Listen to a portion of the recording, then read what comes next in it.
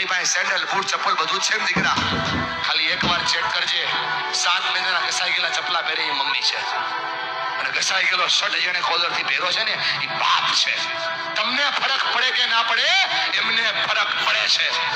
જ્યારે તમે ખોટું બોલો છો, જ્યારે તમે તમારી જાતને છેતરો છો, જ્યારે ભણવાના બાના ઉપર તમે બીજા કામ કરો છો ને બેટા, તમને ફરક પડે કે ના પડે, એમને ફરક પડે છે. કેટલો ફરક પડે છે તમને કહી નથી શકતા, કેમ કે તમે મોટા થઈ ગયા છો બેટા.